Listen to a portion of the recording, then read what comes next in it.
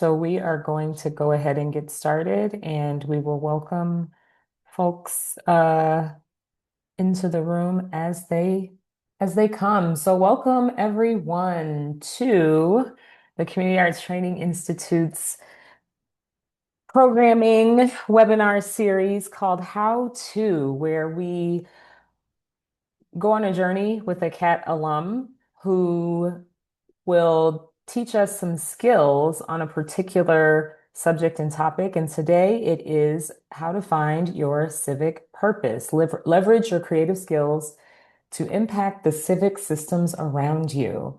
Before we get started, we do have an intro question that is up on the screen that we just want to spark some curiosity, get our brains to be thinking about how we exist in community, particularly with those who are in our close proximity. So our question is, what is the last interaction you had with your neighbor? And we will use neighbor as however you define neighbor to be. If that's someone who lives next door to you in your building, an office mate, someone that you live, work, or play or in community with on a regular basis. And so as you think about those answers, go ahead and put them in the chat. And those of us who are in the room can read those, see if you see any similarities, anything that sparks your curiosity. Um, yeah, and we can share. I didn't tell you who our presenter is today. Our presenter, her name is Mallory Nezam, and we're going to learn a little bit more about her in just a moment. For those of us in the room who have not been through the Community Arts Training Institute, I'll give you just a little summary of what is CAT. My name is Paisha Elaine Anderson, and I am one of the directors. We have two co-directors here. I am the co-director of programs and community building, and Jenny Murphy, who is not with us today, is a co-director of operations and development for this beautiful, beautiful thing called the Community Arts Training Institute, which was founded in 1997 as a program of the Regional Arts Commission, locally known here as RAC. Community Arts Training Institute, in essence, is a training program that teaches folks who are not just artists, but who work in cross-sector community settings, how to work in community and how to use art to drive positive social change. We are now a newly independent nonprofit organization, and we're looking to strengthen the field of arts and community development through research, network building, and convenings. To date, we have over 400 alums. And so if you work in St. Louis, you probably have met or have worked directly with a cat. A lot of us will tell you that we're cats before we tell you our name. It's a very, very beautiful community to be a part of, and we look forward to seeing more folks, hopefully, who are on this webinar being part of this wonderful collective. So, what we can expect in this webinar? Couple of things. We are going to learn something from Mallory. We are in a skill sharing experience through the lens of the lived experience of Mallory's field and practice, which is really, really, really, really diverse. We are going to be participatory, so please do not be afraid to ask questions, to place things in the chat that come to mind, add on. We're also open to feedback and in lots of instances, correction, as long as we want to make sure that we are respecting everyone in the room. Ask in the chat at any time. There'll be a Q&A at the end, but if you have questions as they come up, please go ahead and place them in the chat. And please remember that the webinar is being recorded. All right, we will make the recording available on our website and also in a follow-up email to those of you who are on the call now. And then finally, one of the things you may hear a lot about in not just this webinar, but all of the how-to webinars is the CAT foundational principle of with, not for. And with, not for has been part of CAT since the very beginning. Simply put, We work with folks and not for them. We believe our work is rooted in collaboration and shared agency. We are replacing a model of doing things for people in our communities to one where we work with them side by side to create the world we wish to live in together. Never extractive, our partnerships engage community members not to just take part in our work, but to determine and direct it. Not only is with not for a foundational principle in the work that we do, but for many of us, it is a foundational principle that we use to organize and guide our lives in the daily maintenance of our own living.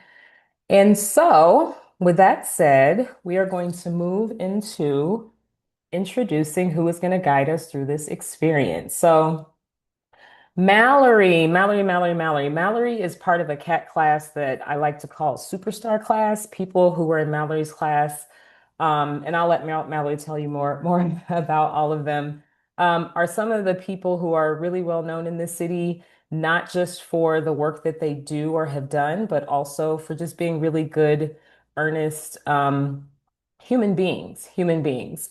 Mallory de-silos the way we run cities and build new models of creative, cross-cultural, cross-sector collaboration. She is a founder of Justice and Joy, co-founder of Care Lab, where she builds artist residencies inside government departments to make government work better. That is such a concise, condensed version of all the things that Mallory has done. Here in St. Louis, we just celebrated, honored, acknowledged the 11th anniversary of the murder of Mike Brown. 12th. Wow, it's been 12 years. And I became familiar with Mallory around that time, Mallory and Mallory's work, even though I knew Mallory peripherally. Mallory is one of those people, those artists who were on the streets using participatory, art-based, responsive action in really, really big ways that thought outside of the box and that showed artists like you don't need $1 million grant to go out and do things. And so with that, I'm going to pass it to Mallory. Really quickly, I'm also going to say we have Roshan Rao in the room. Roshan is the administrative assistant for the Community Arts Training Institute, and Roshan will be running the tech. So with that, Mallory. Good afternoon, everyone. Thank you, Paisha, for opening up the space. I love cats. Much loves cat. I also love cats. So just a cat any way you cut it. Love. Paisha, thank you also for like kind of adding to my bio and grounding in how you learned about my work. And Ferguson is so say Ferguson, that the murder of Mike Brown and the resistance that followed that is so central to who I am as a creative, as an artist, as a person. And that doesn't always make it into the bio, but since this is Cat and Cat's based in St. Louis, I think it's important to acknowledge that that is a big part of the work that I do and what motivates it. And actually, I often talk when I introduce myself about that time in St. Louis being like a turning point in my career that actually led to the kind of work that we're going to talk about today. When I was, when I was living in St. Louis as an artist, I don't live in St. Louis anymore. I live in Atlanta. Um, and during like the Ferguson uprising, I don't know, whatever term you want to call it, I was making a lot of artwork that was expressing like a lot of the kind of using art as a channel for people to reflect on the tragedy, to express outrage and pain, to honor lives lost, to heal. So it was doing a lot of work to kind of tend to the emotional landscape around, but also to do some like education and resistance work. And one of the things that I started to feel kind of at the tail end of that time, so I was really like felt like it was deeply moving, that work that we were doing, and the fact that it also seemed quite meaningful to a lot of the community that we were working with. But I also felt like the systems around us weren't changing because of the artwork we were making. And that frustrated me. So I was like, I don't want to just make art about the thing. I want to actually make art that changes the thing. So I started to ask questions about like how as an artist can I impact these systems around me? How as an artist can I impact the criminal justice system? Does an artist have a role to play in um, how streets are designed and policed? Does an artist have a role to play in how democracy works or how elections work and who is the mayor of this this town or who a city councilor is? So that shifted me into this kind of more civic framework, which is what um, we're going to talk about today. So what will we learn? Rule of three. This is kind of what I'm thinking our 3 points are. What's a civic issue area that you want to focus on that's relevant to your life? What's a core question within that area of civic impact? And what do you see as like an opportunity moment you might have to begin making impact? And we'll kind of talk more about what each of those terms mean. If we go to the next slide, this is a bit of like my kind of thesis framing, if you will, for this work. I really believe and have learned through my practice that artists are creative problem solvers, and that as creative problem solvers, we can impact change in society, systems, and institutions. And I know we're not always thought of as that way, but I really think that that's a role artists have played in society and, in my opinion, should increasingly. Next slide. Artists can be effective leaders and problem solvers in civic life in the civic domain. So I believe that within this space that I'm talking about, the civic domain, which is really like how do we live together and how do we set up some systems around that artists are really relevant players. In the next slide, artists can be uniquely effective at impacting change at a systems level. So I think there's actually unique skill that creative folks and culture workers can bring to systems change because of the kind of depths that we're able to get to and the way that we're able to help people think differently and imagine things that don't exist yet, right? When we want to change something that actually like makes something new, not just tear down something old, but we've got to create something. Next slide.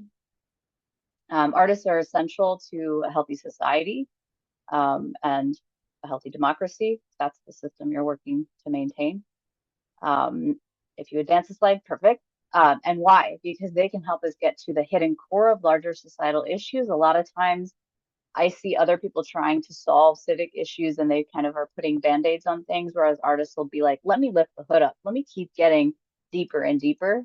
And artists have some of the best tools to help people care.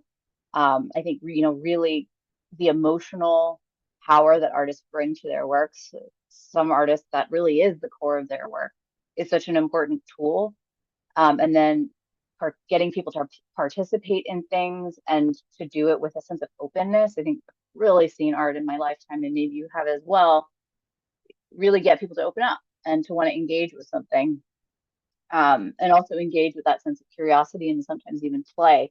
And all of that together has the ability to lead to some greater transformation, which is really what's necessary in the recipe for changing things at a bigger level.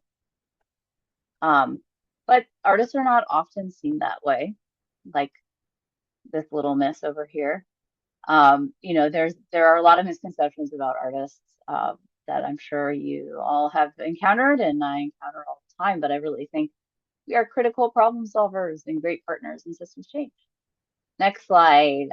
So this is my very rough outline of a spectrum of different ways that artists can practice in the world. And I also include cultural workers within this category too. So you have all the way from studio practice on the left-hand side, we move through public art, community-based art, social practice, civic practice. And some of this is just semantics, but I think it's helpful to kind of note that there are these different ways of approaching working with community, working with public, and that for me, what I'm going to talk about today and what we're working towards is this yellow part, which is an artistic practice, creative practice, a cultural practice that is really anchored in the North Star of a social and structural impact. So really looking for like a systems level approach to problem solving as a creative. Next slide. Um, yeah, so this, I think I said this earlier, I don't want to just point at the problem. I actually want to try to impact the problem. So this is an example of, this image is an example of when I have seen this happen. I didn't actually see this. This was far before my time, but this is Chicano Park in San Diego, where there was a highway built through a Latino community in San Diego, and they were promised a park I believe in this space we're looking at right here, or not adjacent, as part of that build out. Like think of it like sort of a consolation or community agreement. And instead there was a patrol station that was starting to be built there. The community pushed back through organizing and occupation of space. Artists were central to that, that organizing, that pushing back. They were able to win over the space. These murals depict their heritage and visuals that are meaningful to them, and they started to paint the underpass of the highway and eventually got the space that they were pushing for. So the tool wasn't just like a protest piece, but it actually was utilized to kind of build the thing that they wanted to see happen. Next slide. One of the ways that that I put this work into action in the world is I build artist residencies inside of government departments. Next image.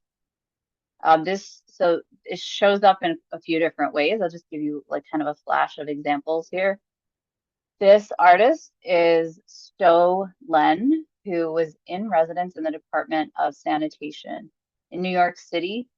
And Stowe's process really is to like build relationships with people on staff in that department and just learn from them, like what's going on here, what's your day to day, and how can I help make things better. So this image is Stowe spent time just writing the routes and picking up trash and a day in the life, kind of just what is the day in the life of a sanitation worker. And then ended up doing a bunch of archival work with them. They had all of these like old PSA videos and posters about like how to, like when New York first got waste baskets, like how to use a trash can, and created a character called Fill the Basket. And Fill the Basket taught you to fill the basket with trash. And he loves working with archival material. So he was like, this is such a cool history. I don't think people understand how much labor goes into the system, how creative this department has been over time, how much they've actually engaged community members over time. So really what he was doing is kind of elevating the humanity of this department and the amount of labor that goes into keeping the city clean. A lot more to say about that case study, but that's an example of what, the artist is sort of looking underneath the hood and saying like, what's happening here and how do we tend to this? Next slide, or next image. Another artist residency is this in the state of Washington, all the way in the Pacific Northwest. They had one of the first ever statewide artist residencies. There were two artists, Kelly Gregory, Mary Welcome, who actually similar to Stowe were tending to the issue of maintenance. They were working with Department of Transportation, again at the state level. So it's like pretty big and, lots of bureaucracy and red tape, such as larger government gets. That's what tends to happen. They also noticed like people didn't really understand how maintenance worked on the inside. I mean, I don't think most of us know, like, what does it take to fix something when I report it, for example. So they created a newspaper called Maintenance Post, which has inspired a lot of work that I've done, which I believe there is a slide about, to kind of playfully like share stories about maintenance and the people who do it. Next slide. pop-up meeting we're going to get to in another slide, but this is kind of one of the, it's like the poster child of artist residencies in government, where Amanda really transformed how the city does public meetings in a way that was really just way more human than they had done it before. And as far as problem solving goes, I would say she really solves the problem of making meetings better for the city. Dig into that in a little bit. Next image is Waterloo Greenway Takeover. This was in Austin. They had an artist in residence in the DOT there, or specifically like underneath this federal grant they had to kind of stitch together a community that had been cut through by a highway in St. Louis. You know, you could think about we could think about Mill Creek Valley that was removed by highway construction. We could think about I don't know if you've ever like walked through the hill and it's kind of cut up by highway. So this artist was in residence and kind of brought back, tried to celebrate and strengthen the culture that had been attempted to be bifurcated by this highway project, and is working now to reconnect physically, kind of reconnect the community that had been cut up. So it's actually working on that infrastructure project too. In the next slide, this is my work that is inspired by Maintenance Post, where in Atlanta, I just created my own government department because I was a little bit, I was like, you know what? I keep talking to people about doing this. I think I'm just going to show them a little bit of what it looks like. So I created my own government department, which is the Department of Public Reimagination. And we have our own newspaper that will be launching in September, which is all about Atlantans who are reimagining Atlanta and the place, making it the place that they want. So that's also another way that these artist residencies in government could show up, as kind of creating the department. Because Oh, yeah, quickly, Mallory, there's a question in chat. I don't know if you want to address this oh, now or later. Jacob okay, asks, I'm curious how you go about getting buy-in from government entities for programs like this, even just budgetarily. yeah, I can imagine a lot of resistance. yeah. I mean, of course, there's a lot of resistance, and I mean, it for me, it starts with like everything kind of slow relationship building with folks who might be amenable to this. I had been actually doing it in previous administrations in St. Louis. It's like a longer process. So it's kind of, feeling out who might be, even if you think of it in an organizing way, like who might be your allies, slow build conversations. Again, this is really about like, what are the problems we're trying to solve in our community? And like creatives can be great problem solvers. So if you genuinely want to help solve some of these problems, I have a tool to help you. I think that's a really good point of departure is it really is about public service. That's how I see it. It's about community care and framing it in that way versus like give money to the arts. I mean, I want that to happen too. But this is a slightly different approach, right? It's like, what are the problems we have in front of us? And what is another tool, or maybe a tool that could even be more impactful? I will say when I've talked to some governments, it's been like, here are the kind of three pressing problems for our department that might be interested in this. And we will identify one where it's like this would be the easiest one to kind of sell an artist to partner on. Because it's like more about engagement or something. Like you could really utilize an engagement component or a storytelling component, or like a culture shift component. Those are kind of the three easiest areas to identify, hey, an artist should be brought in. If there is like an arts and culture department in a city, that's obviously where one would start. If you don't have that, then St. Louis, like from time to time, has had like an arts liaison. Um, a local arts agency is also a good partner for that, which in St. Louis would be RAC. Or sometimes even like community engagement folks or communications folks, because communications folks get storytelling, community engagement folks get community engagement. Yeah, great question. Thank you. Why did I just, yeah, next slide. So just a slightly deeper dive into these residencies because of the exercise we're going to do. So, um, thinking about this residency that Marcus Young did, where it's a pretty simple project. He was embedded in the city of St. Paul, Minnesota, and he created a sidewalk poetry project. You can probably imagine what that is. That's Marcus on the left, but in the bottom right is what sidewalk poetry looks like. It's poems stamped into sidewalks. It's beautiful. It's simple. I don't think it's like super complicated. And it happens because when Marcus was in residence, the way that he works is, and I think, Jacob, this might be another way of answering your question with an example, is that Marcus, instead of coming in and going like, I really care about this thing and I'm going to like do this thing in residence, he listened and he was like, what's happening within this department that I'm in, and how do I kind of align their needs with my skills? He noticed that they were already going to be pouring new sidewalks. And he's like, okay, so I don't have to like ask for a budget. The budget's already there, like I got to get some stencils or whatever, whatever he did to create the outlines of the letters.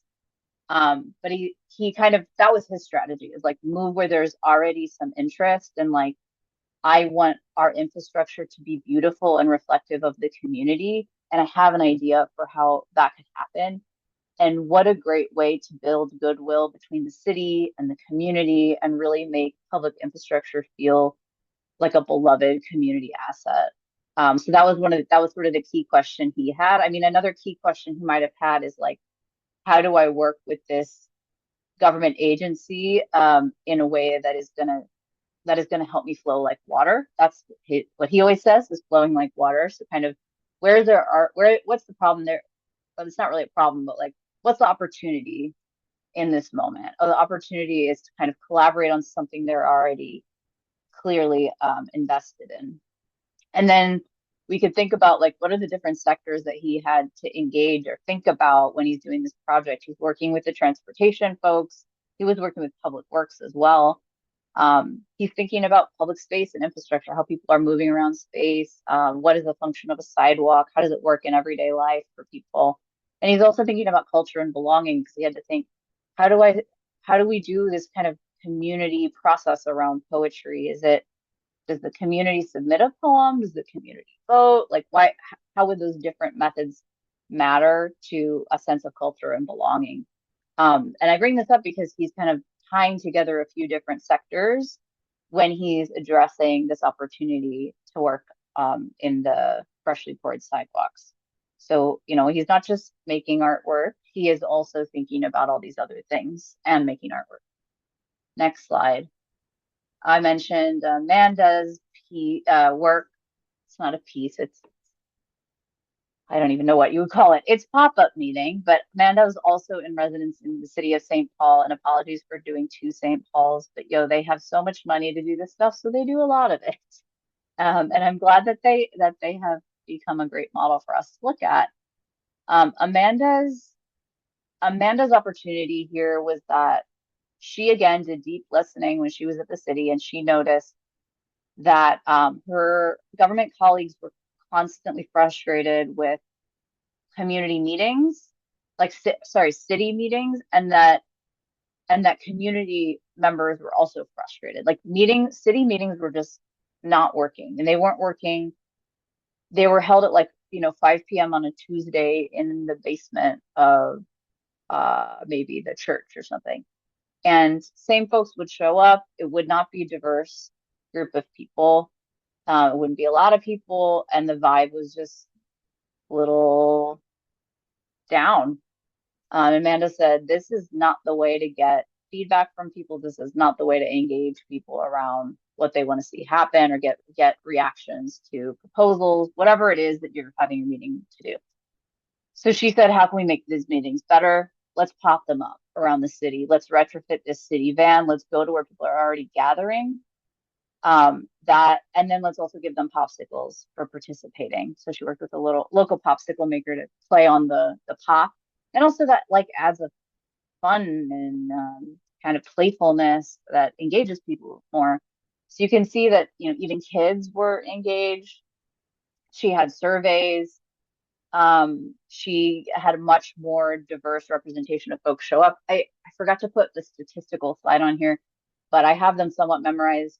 The biggest one is that it's 90 in the 90s percentage of folks who engaged with pop-up meeting had never been to a city meeting before. So she like completely blew out of the water, like so many new folks were engaging with the city.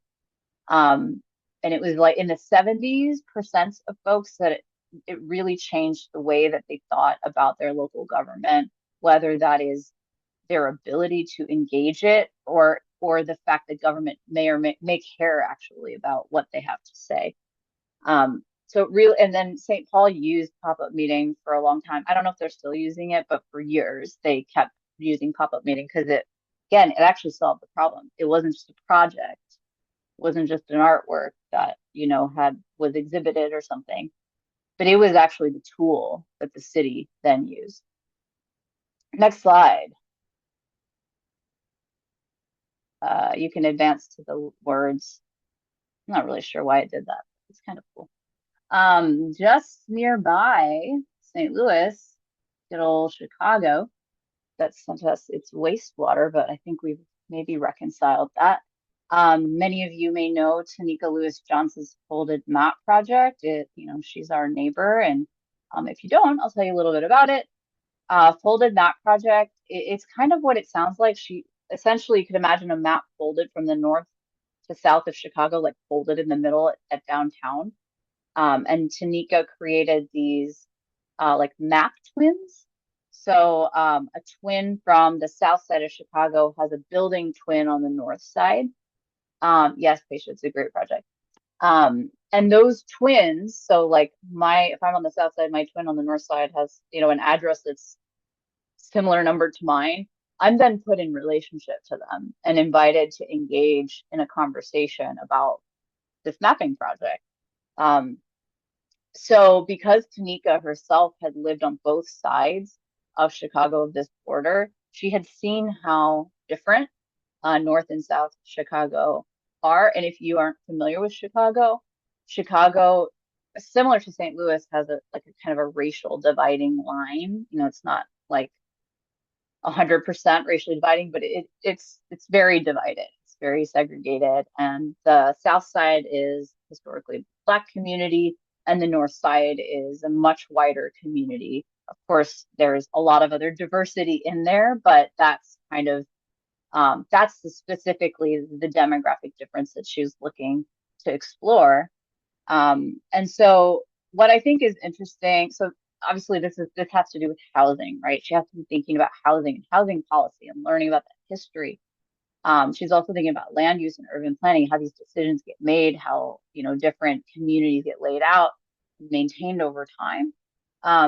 But what I think was also interesting here is that the city then began to they created a folded map kit, and then utilize that kit within the city to do engagement work within it's like the Department of Race and Equity may or may not exist anymore. I don't know. Um, but they were like, this artist tool is very useful for the work that we do. Maybe we could talk to Tanika about using it. And so it became a tool that the city used, which is really a testament, I think, to how impactful this was. And it wasn't like the other models, it wasn't like a residency that started inside of government. It instead was a project that an artist did around an issue that is of public interest and has public impact. And then the government saw that value and said, this is a tool that's perhaps better than our tools. And there's a value to the tool that the artist has created. So that's the folded map project. And then the next slide is going to take us into a little activity. I'm going to check my time. Cool. I think this is great. It's going to take us into a little activity. Mallory, Yeah, before the activity, I have a really quick question. sure. In St. Louis, there's a lot of artists and people who maybe work with artists who have what I would consider more of an adversarial relationship with city government just because of the way the politics go here. Um, and some people see that working within an administration that they don't politically agree with is almost a surrender or a betrayal. So how do you approach or how do other cities approach kind of this collective visioning when there is a tenuous relationship between the artists and the organizers and the folks doing the work and the administration that oftentimes they need to get permission or buy-in from? I love that question. Thank you for it. The first thing I would say is government is ours. It is ours. We own it. That is really the point. It's supposed to serve us. So I think, I mean, I don't think we should be afraid to engage any administration because the project of government is our project. It isn't a particular elected official's project. Government far transcends elected officials. So that's one thing. That's a bit philosophical. But secondly, so much of how government runs is actually run by civil servants, the staff. And the staff have nothing to do with an elected official. They're people who apply for a job and, like work at the Department of Health for like 40 years, right? They see administrations come and go. And these are the folks who actually end up being the partners. I mean, these are the folks like how many times is it Greg Daly? Like how many times have you gotten right? Is it Greg? I even remember Greg Daly, who's like the tax collector or something. Like Same. He still writes handwritten letters. He meets you one he time still and you'll get a does. letter in the mail. Yes. So it's like Greg Daly has seen everyone come and go, every administration. So I think that's a reframe is like government. I think it's easy for us to see government as electeds, and you can disagree with electeds, but actually the majority, like the actual percentage of who is working in government, empowering government, are the civil servants who transcend the political system. Of course, that's not like a binary. Some of them are wrapped up, in it as well. Um, but like that's who I work with. I work with the civil servants. I don't work with the politicians. I'm happy to as well. Like there's some folks I can think of in St. Louis would actually be great to approach about this kind of work because they're electeds and they are amenable to this stuff. So I'm not saying don't engage, electeds, but the civil servants are who you would work with, period. And then it's again, I think maybe Jacob, your question brought me to this point too about the relationship building, like how you asked how you start this. It really is about that relationship building. So I'm like, I don't care about an administration. I care about like, is Greg Daly still on my team? Like I'm working with Greg Daly over time. That would be an amazing place to have an artist, by the way. Just consider it. Like a calligraphy artist collaborating with Gregory Daly. Um, but yeah, it's about the relationships, right? So it's like you think about the issue area that you care about, that's meaningful to you, that your community is like, there's something there that the community needs, right? So if it is, there's a lot of transportation examples, and I've worked in transportation. So let's say it's transportation. Let's say my community doesn't have access to public transportation, and that's the issue I'm working on. I'm working with the transportation team. I'm working with the DOT or Public Works, whatever it is in St. Louis. I can't remember. Yeah, so I won't belabor that point, but it's those relationships and that part of the machine that I would focus on. And all that to say, like, everyone is going to be completely different. One civil servant, one staff person from the next, like, they're all going to have different agendas. They might have, different like cultural practices within the workplace of like risk aversion or risk tolerance. Um, and some of that does depend on administrations too. So it's never not part of the picture, but that's the reframe. Um, that I would offer, and I can't say that like really, sometimes administrations can sway like where money flows. So I've worked, I've talked to some folks where like there's an administration where because there was elected oriented in a certain direction, there was likely to be more money for this kind of work, or the opposite, or prioritizing, you know, priorities obviously shift. Um, so it's, yeah, it comes into play, but less so if you focus on the civil servant side. Yeah. I also just feel like it's our duty to continue to try to make our government better because it's our tool. But that's a personal belief and a personal preference um, that not everyone holds. So great question. Um, so we're gonna do an activity. We don't have a ton of time, so we're just gonna like do a little bit of it. And I think team, I'm not gonna use the whiteboard. I think just because we don't have as much time, I think we'll just kind of hang out in this room. But the whole point of this kind of civically oriented practice is really to make your community better, right? And like ideally, because cats with not for, right? It's not just like I have this thing I want to do, but it's also like my community, like we really need this. This is sort of an us need. So I'm curious, there's this map here of all these different sectors that are operating, or maybe departments in a government, or like sectors within civic life, that are constantly operating and at play. And maybe you have experience working in one of these or multiple. Um, and then we have all of these kind of rings of like power and influence or institution. We've got sort of the everyday civic culture, our local networks, institutions, and then all of these other kind of rings of government and institutions that widen out. Um, so this work is a conversation with all of these. It's all these different sectors and it's all these different kind of realms of influence. So allowing that aperture to be as wide or as small as feels right for you. Just as a little thought experiment, I want to know, when you close your eyes and imagine a healthy and vibrant community at any scale within these rings, 5 years into the future, what is that? What comes up for you? So we're just going to take a moment. So I'll pause. Thank you, Jacob. I'll pause and just let you think about that question. So you could even close your eyes, literally close your eyes.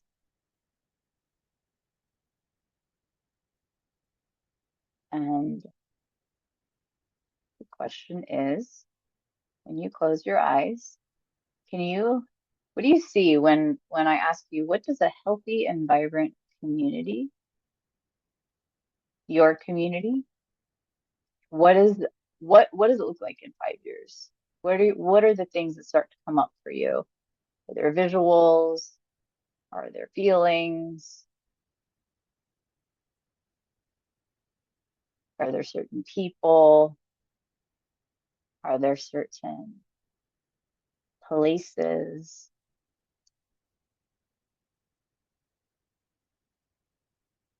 Give yourself another moment to just feel into that healthy and vibrant community, your community, 5 years into the future. So it's like 2031. Things are good. I would love if you could just share one thing in the chat. What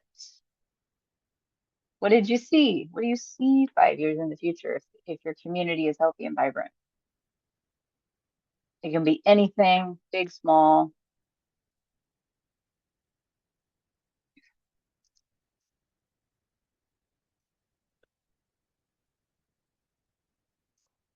So for me, I saw kids safely playing outside.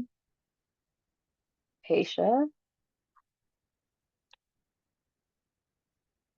Paisha saw trees, clean streets, places for teens, play and grow. I'm actually going to invite y'all when you share yours to just speak to it momentarily. Tisha, could you speak to yours?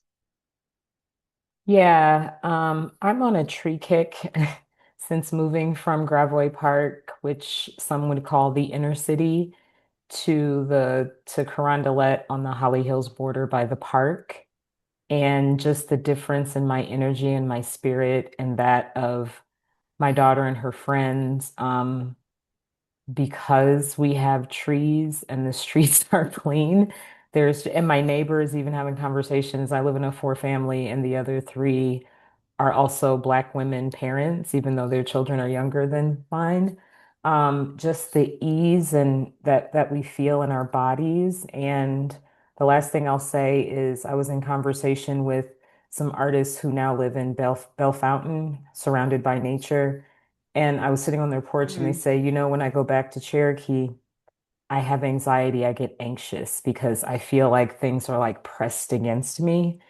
And I just mm, wonder about how many young people um, they walk outside and they just exist in that pressure and just how like the environment, the built environment of where you live, how much of an impact that can just have on your well-being. So, mm. I just want to offer, so I'm going to kind of lead us into the next question by weaving each of your responses. So, because you're responding, you even said built environment. So that's sort of it's not quite a sector, but like who would be responsible for making decisions about the built environment, right? That might be kind of a question that would lead you to, well, what kind of sector might I have to engage, or what kind of, if I'm thinking about government, which department, or what kind of nonprofits or orgs, are working on the built environment, and then also the same thing with clean streets, cleanliness of streets, young people, places to play and grow, and then trees, right? Who like, how does that happen in a city? Who's making those decisions, and how could I, increase that? Who would I need to talk to? And then Stephanie, would you share a bit about yours? Yes. Thank you for the question. For mine, I maybe similar to Paisha, have been on this quest and of how do we all live with a more uh, ease in terms of our nervous systems. I think we all would be much better in our day to day, our lives, being able to have that kind of ease. And so I am very fortunate. I live in Tower Grove East. I already live in a very walkable neighborhood, but how do we find more spaces for that? And I'll say, my response is also colored by I just came back from Denver, and I really loved, like, even in their downtown, their central urban, there's a walkable street. It's all open. There's no cars. There's a free bus that anyone can go on, and it, so how do we find those spaces even in what we might call, again, that urban concrete Mm. jungle space as well? How do we have more of that connection? And I'm seeing Tracy is plus wanting and asking a similar question, living in Shaw, wanting more communities to have that peace. And then also from what you shared, Stephanie, I could weave in like some of these are economic development questions, right? Like what gets placed where and why, um, and what gets, support to be in certain places. There was some mobility and transportation questions you had. Can you walk around? Um, the free bus that you saw in Denver. Also housing, right? Your ability to afford or be able to be living, who can live, who can be housed in these places that have these resources, and why aren't more people able to be housed in places with those resources, or pairing housing with those resources. And then also land use questions like, do we have space for people to grow food? Do we have space for parks? Are we Are we creating communities with things that people can walk to? Part of economic development, but also land use and zoning policy too. So policy, which I know zoning is actually something St. Louis is working on or was working on. So that's just some examples of how you might think about like the different allies that are responsible for contributing to the outcome that you're imagining. So the next slide, we only have a few minutes here, is kind of what I was just leading in, like some of the sectors that make decisions that could impact this change.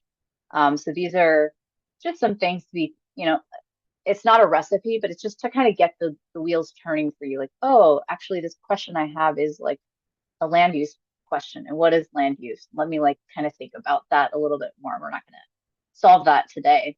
But just invite these other sectors to kind of be a part of your thinking, and don't feel like you can't collaborate with them. In the next slide, when asking these questions, one would also think about the unique, oh yeah, key question. What kind of key question do you have about this change? I don't think we have time to go into each of these. I'm just going to kind of give you all maybe some things to think about.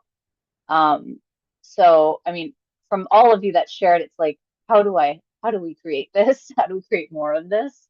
Was sort of a key question that I heard. But I think once we start with the vision of what we want to see, then we might go like, kind of what is like the kernel of that change? What is a key question I have around that change? And then the next slide, we would then want to pair that with our own, what we can bring to the table. That's almost like a bit of kind of just checking in with yourself. Like, are there unique skills I have? I think like, am I good at planting things? Is that my skill, or is it that that I use words and poetry and bring people together to explore what they want through words, or whatever the skill is that you have, or even your resource might be like, I have a home to bring people together, or connections of I have a relationship to the head of this department. That's a connection I'm going to offer and bring to the table. So a little bit of an inventory of what you bring to the table. And then lastly is what opportunity do you have? And opportunity doesn't have to be the opportunity like Marcus had where they were just pouring the sidewalk. Like, what a great opportunity that kind of fell into his lap. Or Amanda's opportunity was, hey, I think I see a problem and they're also willing to admit the same problem. This is my opportunity moment. There may be moments like that you kind of listen for and sense in the world as you move around it, but the opportunity is also just being here and being part of this moment and this conversation, and starting to kind of think about the civic impact that you can have. And it doesn't need to be you alone. It's super collaborative. And it is going to involve just continuing to build relationships with folks who are doing work in different sectors around the community that you live in. So I'm going to kind of make my transition to Pesha, but one little drop here that some further resources should you want to learn a little bit more about the kind of work that I do and that I shared about. The first is the Cross-Sector Artist and Residence Lab, CARE Lab. We build artist residencies inside of government. That's a lot of what you already saw. So this is, if you want to learn more about that, you can check out CARE Lab. And then the Creative Power Civic Purpose series is one that I am co-hosting with Forecast Public Art. And that is the second link here.